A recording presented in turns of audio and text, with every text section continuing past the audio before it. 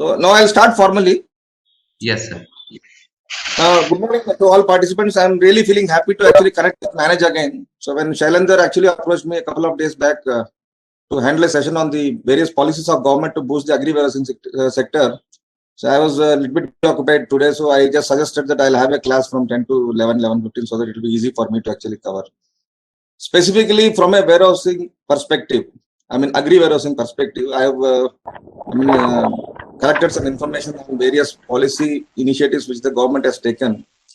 But historically, if you see the importance of agri-warehousing in the country, basically agri-warehousing plays a very vital role in promoting not only agriculture marketing, rural banking and financing, but also to ensure the food security for our country.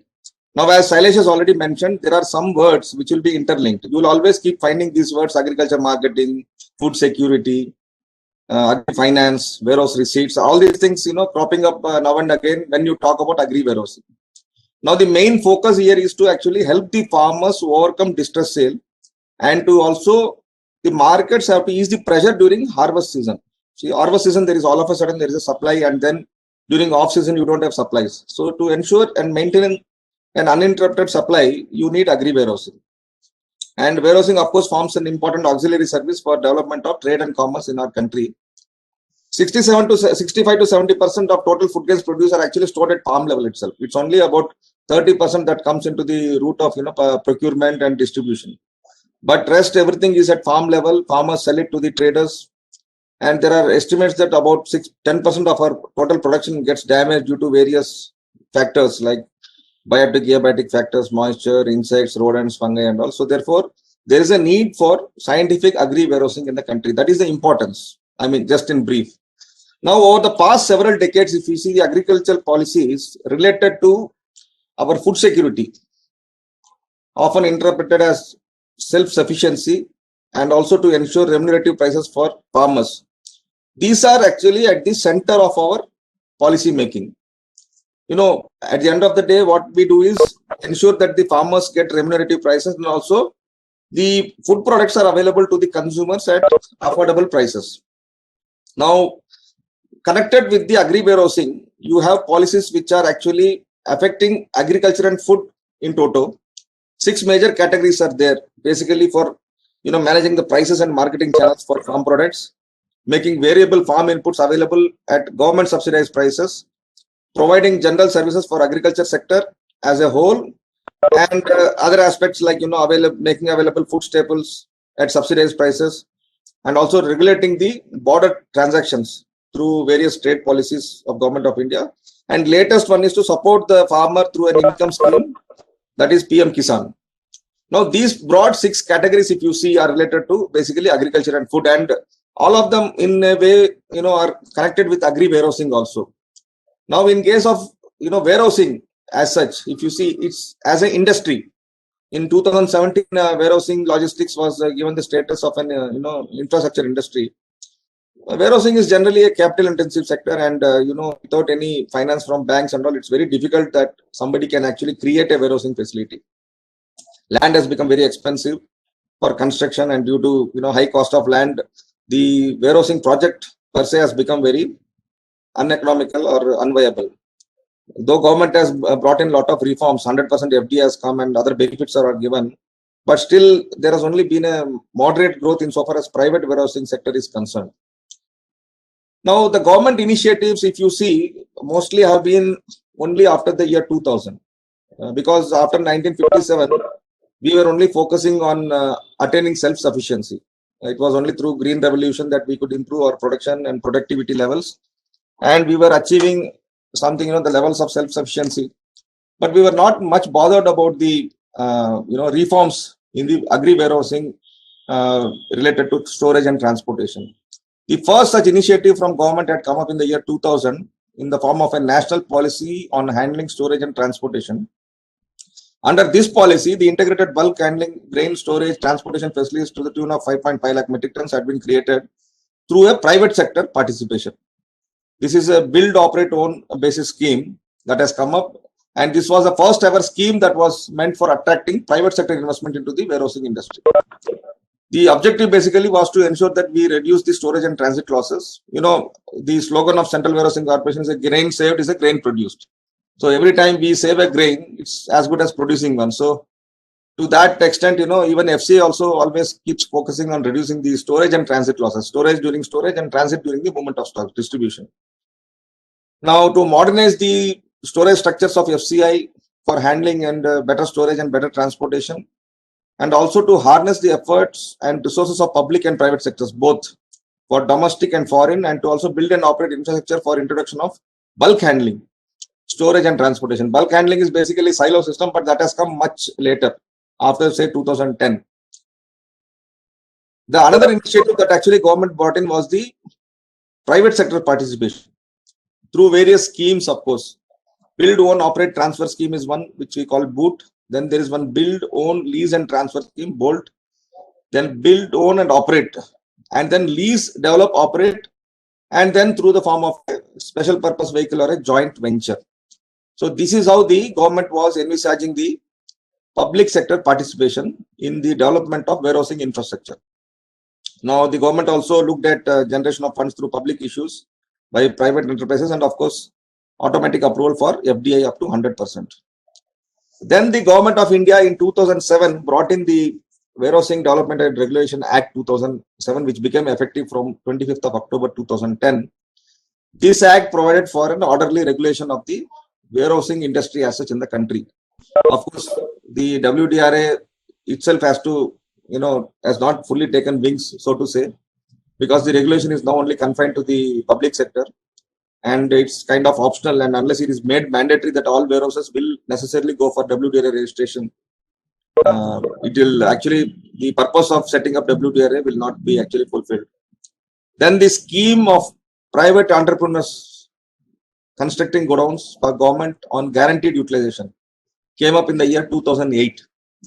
Under this scheme, a lot of private entrepreneurs have constructed godowns, and it actually, the word is quite misleading. It's called private entrepreneurs godown, but even the public sector organizations like CWC and SWC can also create capacity under this scheme. The scheme was to, make it more attractive. Initially, the reservation or guaranteed utilization was only 5 years, but subsequently it was revised to 7 years. And now the current scheme is actually for 10 years. So suppose any private party wants to construct a godown, and of course, it depends on the storage gap. If there is a storage gap identified in any of the locality and a tender is floated and a private person quotes a rate for building and operating godowns for FCI or for any state agency, then the guaranteed utilization will be ensured for 10 years. So that it encourages the private parties for coming in for investment. This is basically because the land cost has gone up, the cost of construction has gone up. So to provide, an incentive to the private investor. Then there is a scheme called as Gramin Bhandaran Yojana, which is basically for creating scientific storage infrastructure in the rural areas. Now, in the rural areas, basically subsidy is provided for construction and renovation of rural godowns. You can either go in for a new construction or even you can take up renovation of the existing godowns. There is a back-end subsidy scheme where about, the percentage depends on the area also. About 28% of the project cost is given as a subsidy for construction and renovation in case of rural godowns to all categories of farmers and agriculture graduates, cooperatives, and also PSUs like CWC and state warehousing corporations. The ceiling was 46.87 lakhs. However, in case of northeastern states and hilly areas, remote areas, and SC/ST entrepreneurs, and also cooperatives and women farmers, the subsidy provided is to the extent of 33.33%. and subject to a ceiling of 62.5 lakh. Under this Gramin Bhandaran Yojana, sizable capacity has come up in the country. The other scheme is the Rural Infrastructure Development Fund, RIDF. There was an allocation of 2,000 crores by Government of India for setting up warehousing infrastructure in the country under this scheme. And loans to government entities and also private sector were provided for construction of warehouses. Now, under this scheme, basically the storage of agriculture produce, especially food grains, at centers of production, distribution, and consumption. That was the main objective. All dry, wet, and cold storage needs of agriculture produce like fruits and vegetables and other items, even dairy, poultry, meat processing, cold chain were included under this scheme. And storage of agriculture inputs like seeds and fertilizers were also covered. The financial support that is provided to the PPP, schemes for development of infrastructure. This is basically for supporting the infrastructure projects that are economically justified, but then they do not have financial viability. Now, the lack of financial viability usually arises from long gestation periods because in case of warehouses, as I said, land cost is very high and even cost of construction is very high, so they will not be able to recover within a short period of 3 to 4 years. And also, you can't actually keep increasing the storage charges or the user charges because commercially then the proposal doesn't become a viable one. Now, through the provision of a catalytic grant assistance up to 20% of the capital cost, then several projects may then become financially viable. And it will also help in mobilizing the not only finances from private sector, but also the private sector efficiencies. Now, apart from the financial support that can be made available, an additional grant of 20% also can be provided by the sponsoring ministry or the respective state governments. So this is another scheme that is meant to give a boost for building the, or creation of modern warehousing capacity in the country. Now, of late, these are all initiatives which we have seen, starting from 2000 to till about 2014-15. Now, of late, if you see the pace of initiatives or reforms, it has actually gathered a lot of steam. Not only steam, it has also attracted a lot of controversies. Of course, I'll be touching upon those issues also which have become controversial for not directly connected with agri-warehousing, but probably connected with MSP and other issues. In 2017, the full-fledged infrastructure status for logistics was announced by Government of India, under which the income tax, rebates and other concessions that are available to any other infrastructure industry is available to warehousing also. That is one benefit. And when we talk about logistics as an infrastructure industry, it includes multimodal logistics park comprising of inland container depots. Inland container depots not necessarily meant to handle only industrial cargo, but even agri-produce, because the exports and imports of agri-produce also is through the CFS and ICDs only. Cold chain facility, again for agriculture and horticulture produce, the minimum investment of 15 crores and minimum area of 20,000 square feet. That will qualify as an logistic infrastructure industry. Or a warehousing facility with a minimum investment of at least 25 crores and a minimum storage area of 1 lakh square feet. Now, infrastructure category will help in the logistics sector to actually get credit at very competitive rates and also on a long-term basis. Otherwise, basically availing finance on a long-term basis is a limitation. Now, it will also give you access to large amounts. You can borrow as a commercial, borrowing or a longer tenor funds from insurance companies or fund managers. And the logistics sector is also aimed to help, in building the infrastructure. It can put logistic sector on a steady growth path, and the benefits naturally will spill over to other sectors also, allied sectors like food processing, supply chain. So it will, by and large, benefit the agri-warehousing industry. The initiative which government has taken was the Model APLM Act, Agriculture Produce and Livestock Management Act, which was repealed in 2017. And the state governments were supposed to repeal their state acts under this Model Act. In fact, some of the states like Karnataka, AP, Telangana have done much before the APLM Model Act 2017, where the concept of warehouses getting declared as mandi yards, market subyards was brought in. Now, this was only to kind of widen the agri-marketing network. You provide scientific storage and also provide facilities for marketing the agriculture produce right from the warehouse itself instead of bringing it to the APMC or the regulated market. Now, the geographical area of the state is divided and declared as a market area, wherein the markets are managed by market committees generally as APMCs. And nobody can carry a free wholesale marketing activities without the approval of the particular state. So therefore, a state, mandate was required for allowing the warehouses which were conforming to WDRA standards to function as market yards. Under this scheme, of course, Shailesh has already mentioned, it was in AP and Telangana that we could get 37 of our warehouses, agri warehouses, declared as market yards through the respective state governments as per the Model APLM Act. Now, these warehouses are already registered with WDRA and therefore they have the capability to generate electronic negotiable warehouse receipts, which has become a mandatory system from August 2019. Now, warehouse receipts, negotiable warehouse receipts itself is a very big topic. The negotiability of warehouse receipts and the system of electronic negotiable warehouse receipts. But nonetheless, since it is an integral part of agri warehousing, I thought I'll just mention about this as well. The electronic negotiable warehouse receipt system is regulated through an ecosystem provided by two repositories recognized by WDRL. One is NERL and the other is CCRL. So these two repositories, like you have any depository for shares and debentures, they manage the warehouse receipts generated or issued by a warehouse which is registered with WDRA.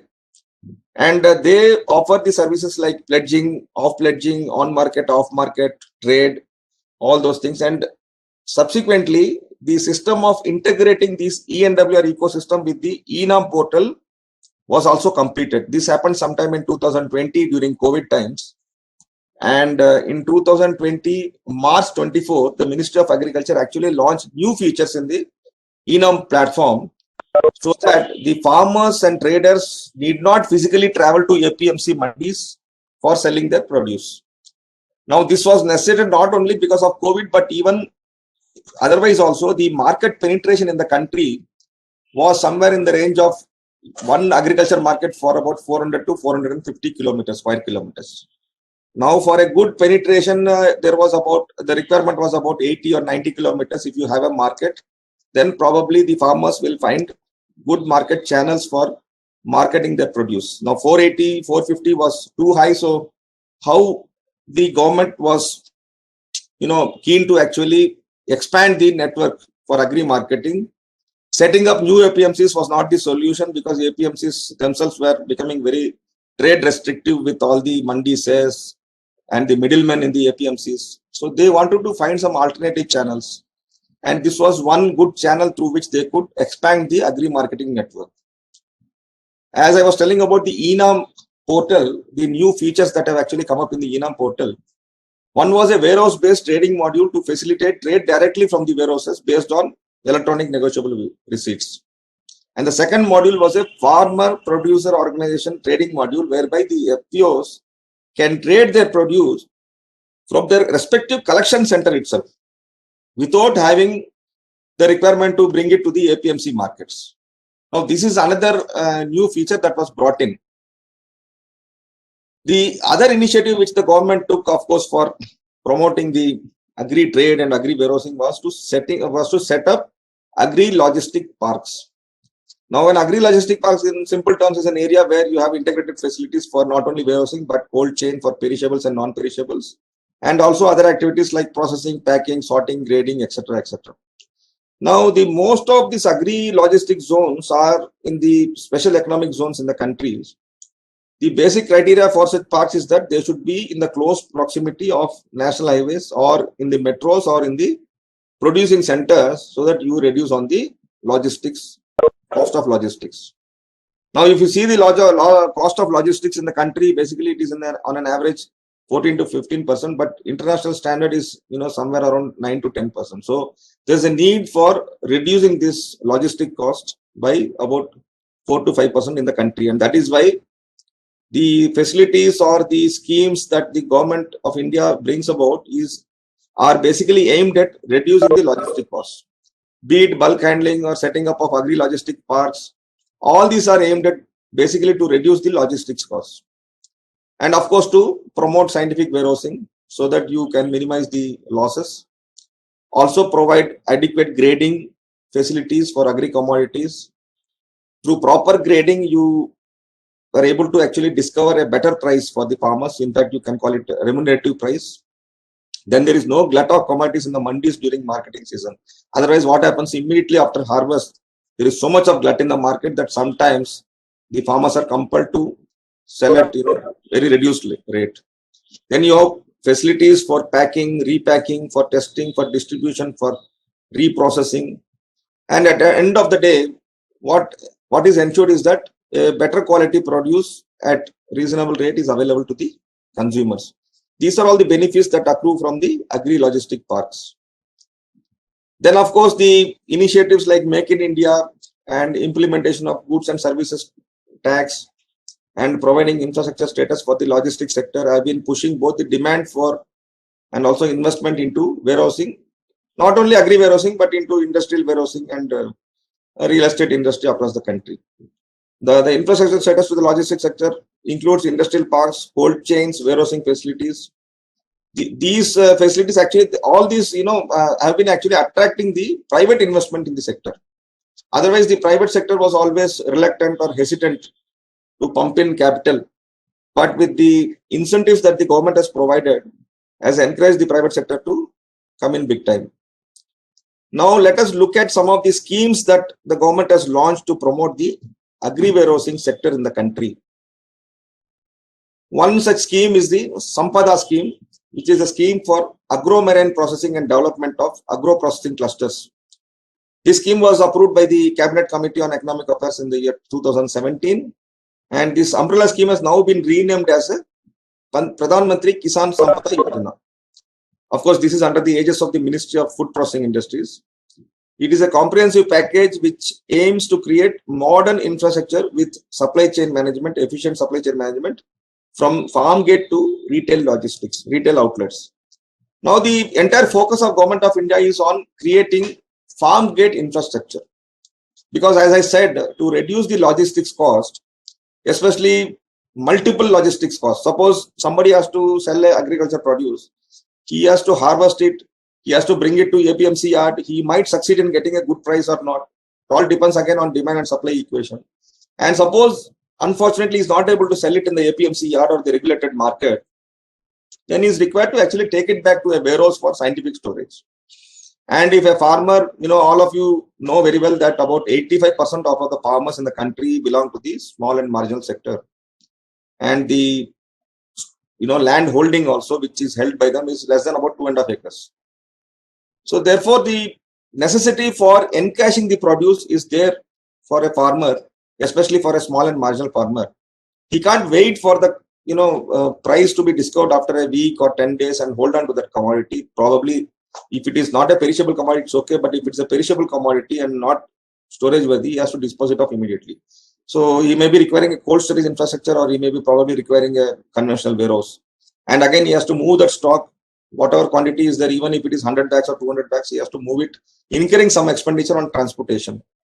And that is why the system of ENWR has been promoted by the Government of India, so that the farmers do not sell their produce for a throwaway price. They take this system of ENWR, avail a loan from a bank, and then whenever the market prices come up and maybe if they find it remunerative, then they can dispose of the produce. So this is one way by which actually they are able to overcome distress sale. Secondly, if the warehouse itself is functioning as a mandi yard or a trade point, then probably the need for the farmer to again take back the stock to a regulated market or a market area to dispose of or to sell it off does not arise. And to that extent, the farmer benefits from avoiding the double transportation or double logistic cost. In case of Sampada scheme, it is aimed at providing a boost to the growth of food processing sector in the country. Again, through proper infrastructure for reducing wastage, for storage, all these things have an impact directly on the food processing sector. It helps the farmers in getting better returns. And it is one of the strategies, in fact, out of the 7 strategies identified by the Doubling of Farmers Committee, because it's one of the ambitious schemes of Government of India to ensure that farmers' income is doubled by 2022, in fact, coinciding with the 75th year of Indian independence. One of the strategies is also to include strengthening the food processing sector. And of course, this will create a lot of employment opportunities in the rural areas, reduce a lot of wastage in agriculture produce, and also increasing the processing level and enhancing the capacity for exporting good quality food products. There's one more scheme, of course, connected with this PMKSY. This is an umbrella scheme, Sampada. The main objective is to create modern infrastructure for food processing, mega food logistics parks and clusters to create effective backward and forward linkages, which will not only link the farmers with process, but also with the markets. And of course, to create a robust supply chain infrastructure for perishable commodities. I mean, the word perishables is very important here, because In case of non-perishable agri goods like say rice or wheat, you can do with conventional storage. You will have even APMC yards or packs godowns where you can store them. But in case of perishables, unless you have specific cold storage infrastructure, that too with defined controlled temperature, it becomes very difficult to avoid post-harvest losses. So therefore, food processing industry through this scheme, tries to build a good robust infrastructure for perishables. There's a new scheme or fund called Agriculture Infrastructure Fund that was very recently launched last year during COVID times with a capital of 1 lakh crore. And this fund is basically again aimed for strengthening the farm gate infrastructure in the country, which is meant to benefit the farmers. Now, the financing facility of 1 lakh crore will be provided for funding agriculture infrastructure projects at farm gate level. Of course, there are other projects also. It's not only oriented to agri warehousing.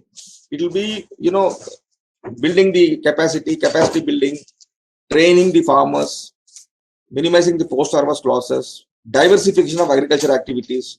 All such set of activities are there, but agri infrastructure projects is also one of the parts of that.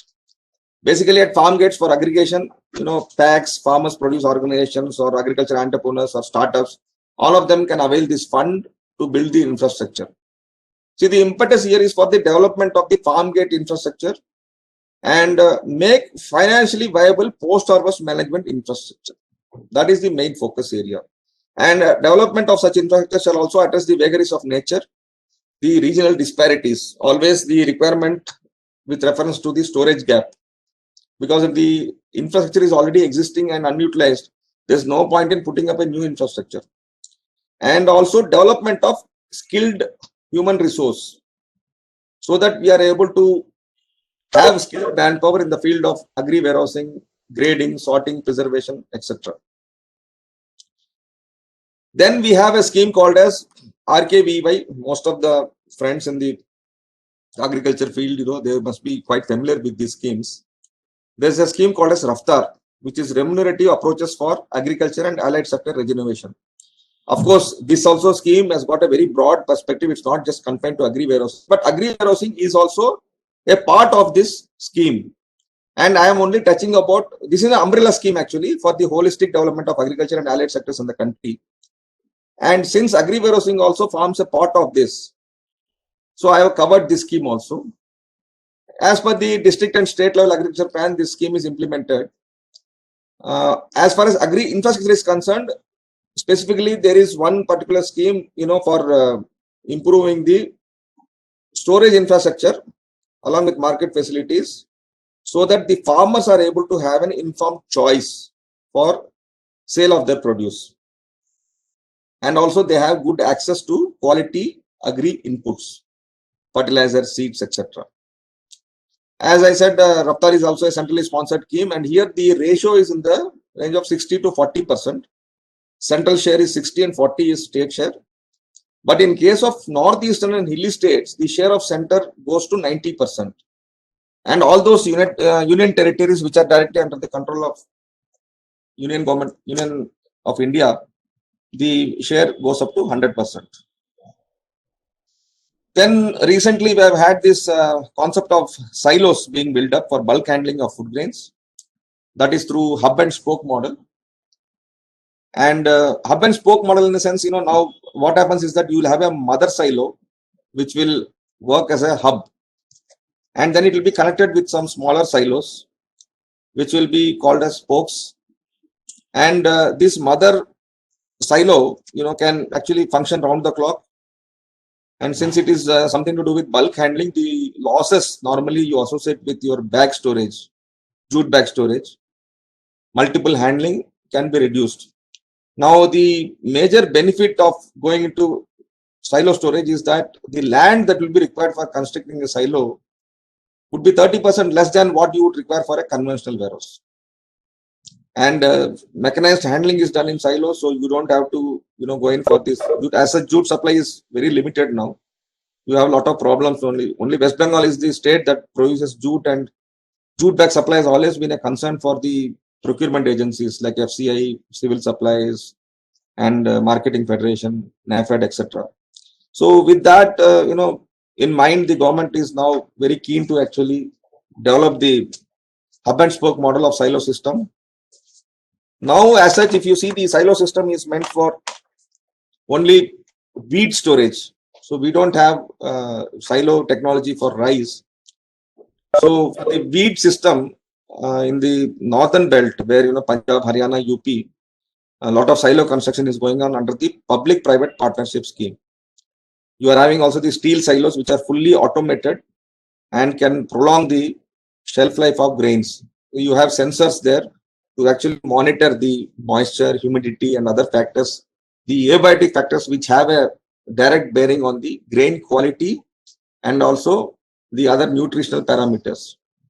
So these are the advantages of silo system, and the government was intending to actually planning to construct about 10 million tons of silo storage system in the country. Around 12.5 lakh has already been created, and now FCI is floating a tender for remaining capacity under the public-private partnership scheme, wherein the lease period will be 30 years. See, again, it's very capital intensive. A lot of investments are required. So the private partnership must be, private entrepreneurs must be encouraged to actually come forward to take up these projects. So that is why the period is 30 years. Now let us go to the last part of our policy reforms, which are very recent, but have a direct bearing on the agri warehousing sector in the country. That is the enactment of the new farm laws on 27th of September 2020. Of course, these laws have become very controversial, and there are diverse viewpoints because we will not get into the arguments of the pros and cons of this act, because I think somebody has. Shailesh, can I continue? Yeah, please continue, sir. The new farm laws were actually brought in the form of a ordinance. There were 3 ordinances which were promulgated in the month of June 2020, 5th June 2020 to be precise, and subsequently they have become laws in the month of September. The first, the act is the Farmers Produce Trade and Commerce Act, which was actually, in a simple term, you can call as a Mandi Bypass Act. This act is only to bypass the regulated market system. How do you, trade or market your agriculture produce from a channel other than the regulated market? Of course, the APMCs are here to stay.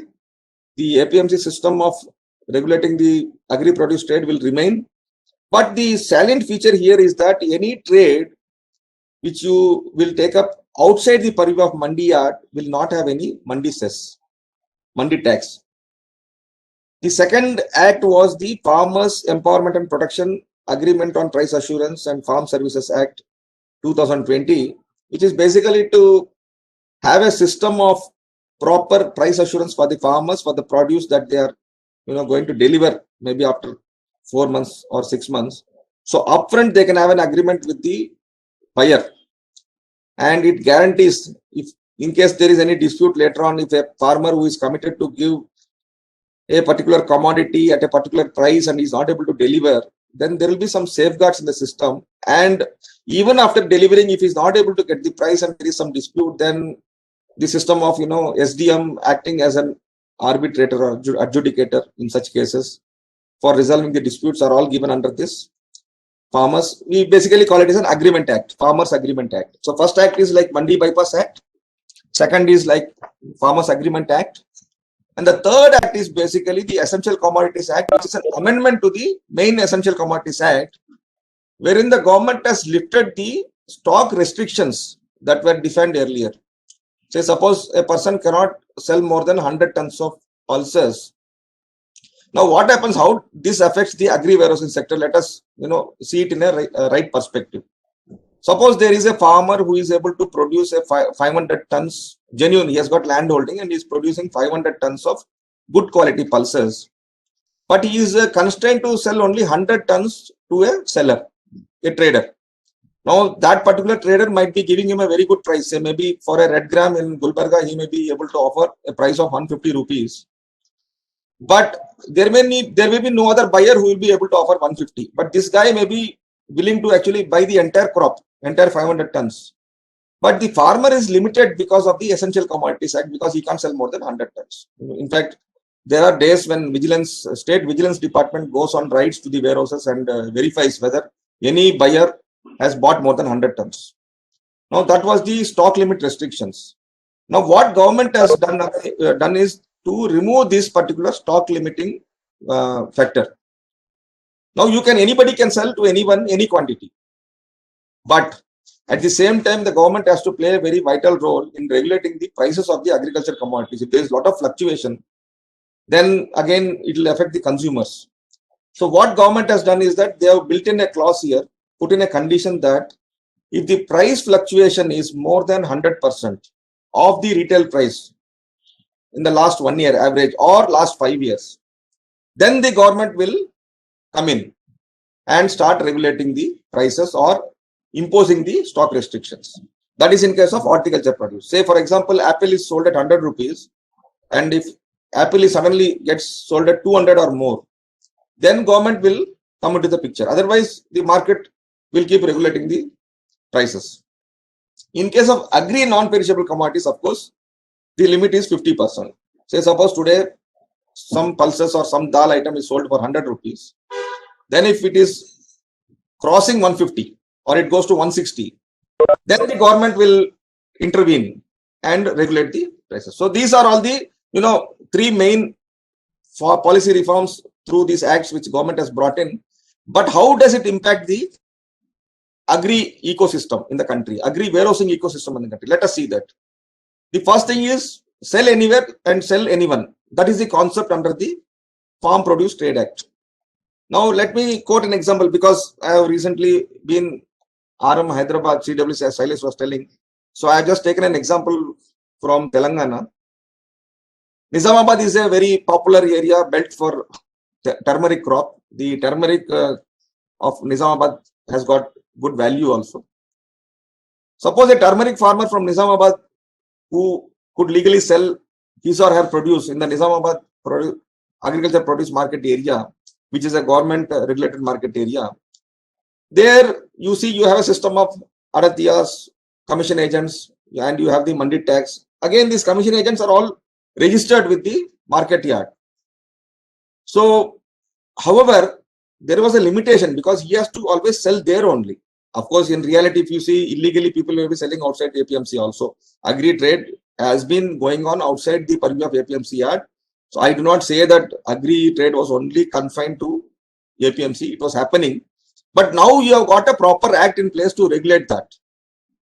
Now with this reform bill, the farmers have been given an extra option to legally sell their produce anywhere in the country to any party. So now tomorrow they can sell it to a big basket, or they can sell a grofers, or they can sell it to any multinational company, and that too without any mandi tax or any trader commission at a mutually agreed convenient price. Suppose the price is convenient to you, you sell, otherwise you don't sell. Now the farmer and the outside party can contract with these under the Farmers Agreement Contract Farm Services Act 2020. Some guidelines are given in that as to what should be the type of agreement that they should enter. So this way, what happens is that the role of warehouses, agri warehouses in agri marketing will assume a lot of importance. Because hitherto agri warehouses were only confined to storage and distribution. Now agri warehouses are going to play a very vital role in marketing as well. In fact, the concept of agri warehouses now functioning as mandi yards will become redundant. In fact, this entire reform has been very short-lived, because it has come up only in 2017, and only about 37 warehouses in CWC and few private mandis have been declared as mandi yards. Some private warehouses in Rajasthan, and they have been doing trade through ENAM. But there you are supposed to pay mandi tax. Now, since under the trade area concept, under the new reforms, there is no mandi tax. So therefore, it will be more appealing or more attractive for farmers and traders to opt this route. And this trade legislation also allows them to sell produce directly to any buyer, as opposed to only selling it through the local mandis, that too connected mandis. So this is an additional channel which will not only give them access to large corporations, multinationals, agri startups, wholesalers, modern retailers, and also there will be B2B customer facilitation. Some farmer can directly sell to hotels, some farmer can directly sell to restaurants. So he can have a tie-up on a regular basis, and this will actually open up a channel for him to discover a not only remunerative but a highly competitive price in the market for his produce. And it will also make the farmers highly quality conscious, because when he is catering to the requirements of a multinational or a food processor or a retailer, or for that matter an exporter, then he cannot just come and dump any stock that normally he does when it is procured under MSP. Now the transactions that take place outside the mandi purview, as I told, are not charged any cess, so they are free from cess. So that is why I use the word mandi bypass. The farmers will be able to benefit from the direct market linkages and better supply chains. So it will also impact their incomes, because logistics cost can be considerably reduced. Then under the Essential Commodities Amendment Act, I told there are no stock limits for trading. So the limit, which is like 100% increase in retail price for agricultural produce, or 50% increase in case of non-perishable agri produce, only then will the government intervene and regulate the prices. Now the concept of trade area, which has been brought under the new farm trade law, especially the Farmers Produce Trade and Commerce Promotion and Facilitation Ordinance, the Act, it defines the trade area as an area or location, place of production, collection and aggregation, including farm gates, factory premises. I have highlighted the word warehouses, silos, cold storages, or any other structure or places from where the trade of farmers' produce can be undertaken in the territory of India, right from Kashmir to Kanyakumari. Any location you can take up agri trade. So warehouses are going to play a very vital role, because see, other places you may not be having a scientific storage facility, you may not be having a facility for proper grading of agri produce, or for that matter proper processing or repacking or labeling. But a warehouse will ideally provide you all these facilities under one roof, and therefore the role of agri warehouses in promoting the policy reforms stipulated under the new farm laws becomes very significant. In effect, the existing mandis established under APMC Act have been excluded from the definition of trade area, because they will not come under trade area, because trade area means free trade area. You don't have to actually pay any cess there. And the government also says that creation of additional trade area outside the mandis will provide the farmers from the freedom of choice to conduct a trade in their produce, for their produce. Section 6 of this policy reform says that this act says that no market fee or cess or levy by whatever name called, either it may be under a state APMC Act or any other state law, shall be levied on any farmer or trader or any electronic trading transaction platform for trade and commerce in a scheduled farmers produce in a trade area. Now this will reduce both the cost of transaction also and help the farmers get a better price. Now, of course, there are contrary views to this.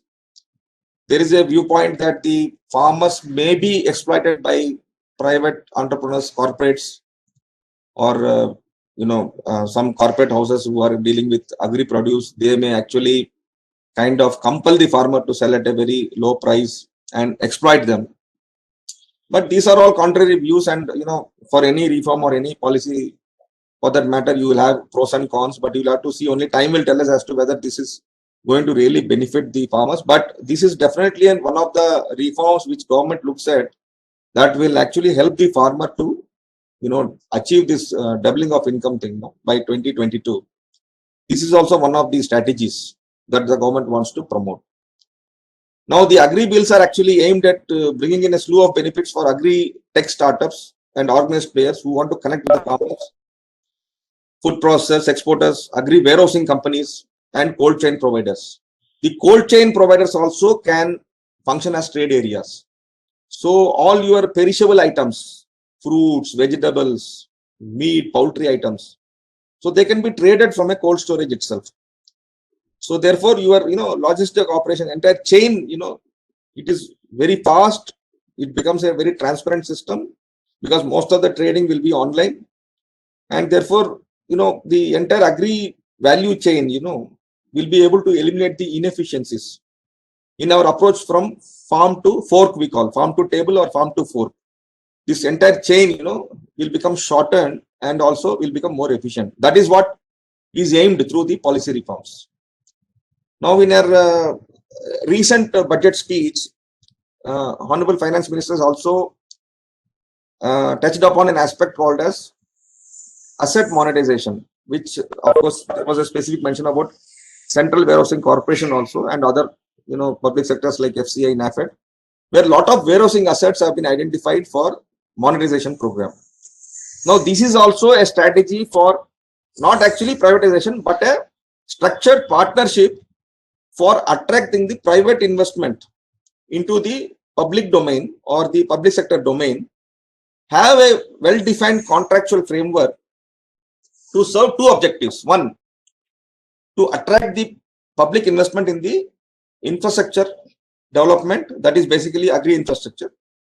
And secondly, to harness or to leverage the private sector efficiencies to overcome the so-called public sector inefficiencies. So this is the objective of Government of India, and what they are envisaging is that at least investment to the tune of 2,500 crores should be attracted over the next 1 or 2 years from private sectors to strengthen the agri warehousing infrastructure in the country, that is in the public sector domain, especially FCI and Central Warehousing Corporation. This is a marked deviation from what generally government looks at, in PSUs, either to dilute the stake in PSUs or to privatize it. But this is something like a structured partnership with private sector for benefiting from the efficiencies of private sector. Now, let us look at some of the reforms which are in the pipeline connected with agri warehousing. One of the major reforms that might come up in the near future is the linkage of rural godown scheme with the electronic negotiable warehouse receipt ecosystem. Now, this linkage is meant only to encourage the farmers to bring good quality produce and store in scientific warehouses. The farmers will be able to pledge their warehouse receipts and avail loans from the banks, and also ensure that the produce is scientifically stored without any losses and contribute to the national food security. Now, the ENWR system is already in vogue, and CWC warehouses are being registered with WDRA. Almost 50% have already been registered, and the remaining 50%, which are also catering to PDS and stocks which have been procured under MSP, are also being regulated or being registered. The purpose is that the government wants to have the entire warehousing, agri warehousing in the country registered with WDRA. One, to promote and regulate orderly warehousing, and also to have adequate stock visibility in the country. Because you see, if you have 165 million tons of storage capacity in the country for agri warehousing, the entire thing is not in the organized sector. Some of the capacity is in private hands. Some of them very small entrepreneurs having warehousing capacity. It's a scientific warehousing capacity, no doubt. But all these things will be brought under one umbrella system of WDRA monitoring the warehouses, agri warehouses in the country through a system of registration, accreditation, etc. Then, of course, the integration of PACs. They also operate sizable scientific storage capacity in the country.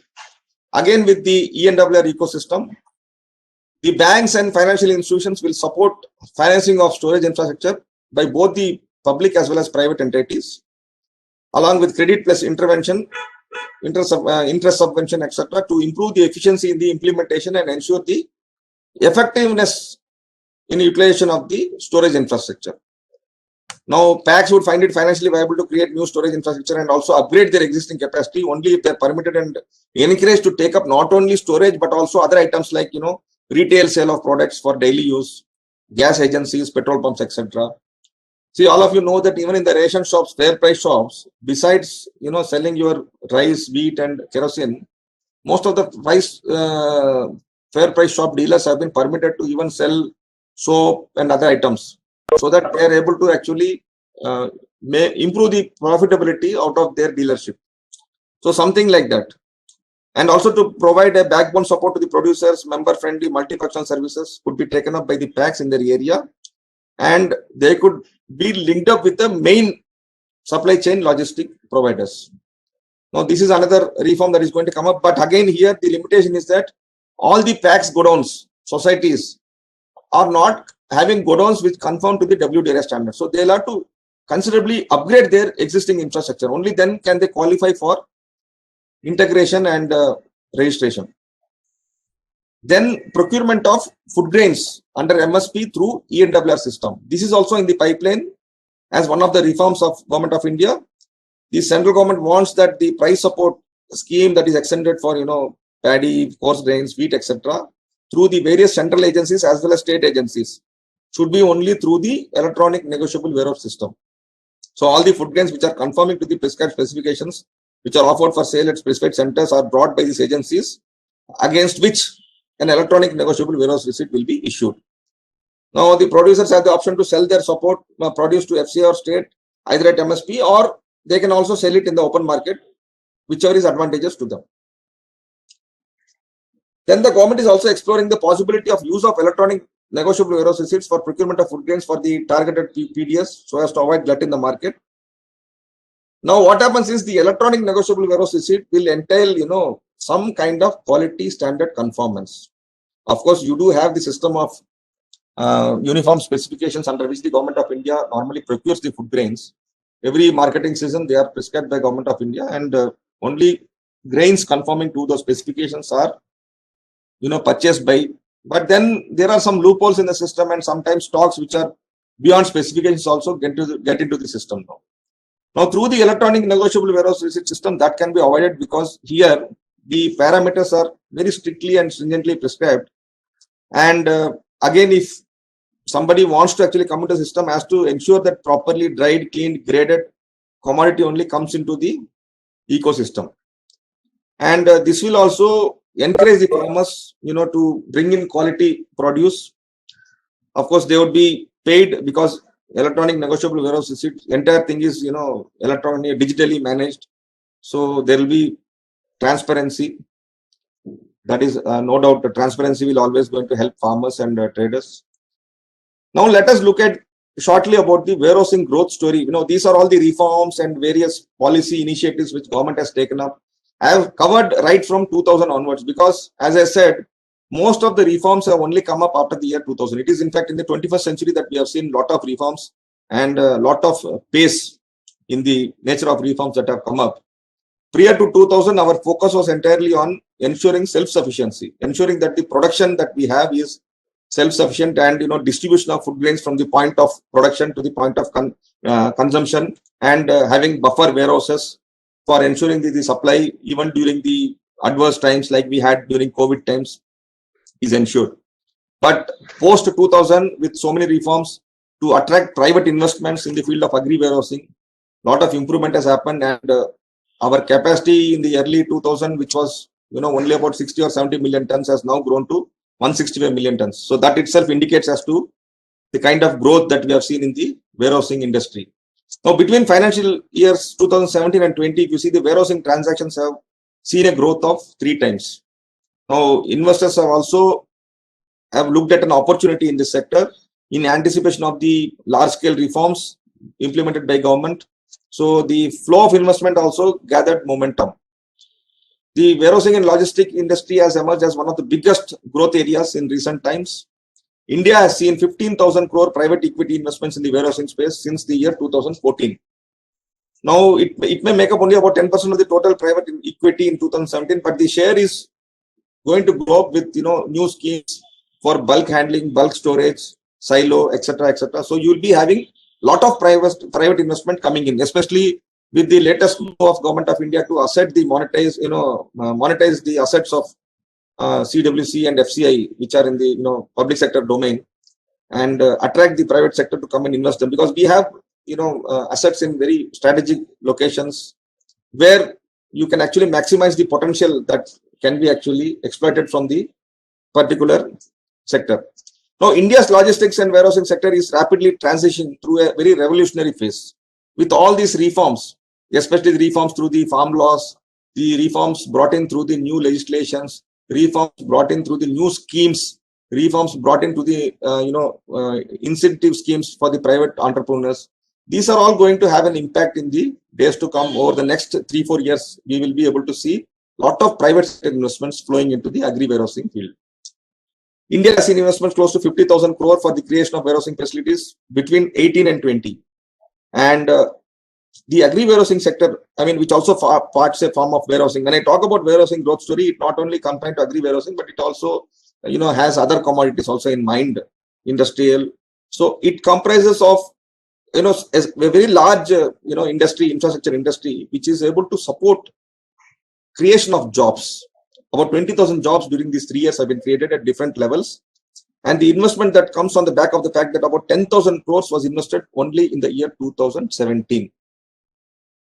Warehousing and logistics has emerged as one of the biggest growth areas, and 15,000 crore private equity investments have come up. So, as I said, it's a revolution that is happening. And as a result of this, India's logistics performance, has improved from 54th rank to 35th rank under the World Bank Logistics Performance Index, LPI, World Bank LPI. And what they say is that the government also expects that Indian logistics sector will grow to about 360 billion by the year 2032, exactly 11 years from now. And we are currently placed at 115 billion. So almost more than double. And the development of logistics also will give a big boost to the domestic as well as external demand, encourage job creation, and finally, we will be able to help improve the GDP for the country. Now, to conclude, the agri-warehousing sector, you see, has performed really well even during COVID times. Of course, in COVID times, pandemic times, most of the industries have suffered very badly. Some of them have shut shop. But if you say agri-warehousing is one area that has been exceptionally performing well. One, because it's a necessity. Food grain is always a necessity for everybody. So the government, through various schemes like, Pradhan Mantri Garib Kalyan Anna Yojana, has been distributing grains free of cost also to the beneficiaries. So therefore, during COVID times also, we have been performing very well, which only indicates the resilience of the system. And agri supply chain disruptions have never happened. In fact, record procurement of wheat and record procurement of cotton has happened during COVID times. It's a very interesting fact. So despite all the disruptions and despite all the pandemic related lockdowns, we have been able to put in a very good performance, encouraging performance. And this huge achievement for the industry was, actually has, of course, it's a very huge achievement, but it comes from the contribution from both the private as well as public sector. And now we can safely say that the Indian warehousing industry has come of age and can definitely, through the various reforms of government and various proactive, legislations and schemes, definitely we will be able to perform much better in the coming days. I think agri warehousing is in very good shape, and very good future is there for the agri warehousing industry in the country. Despite all the lockdowns, pandemics, which have been impacting the other industries, agri warehousing industry has come out, successful. And therefore, I feel that what I hope that the reforms that the government is bringing in will bear fruits in the days to come. So, Shailendra, with that, I conclude my presentation.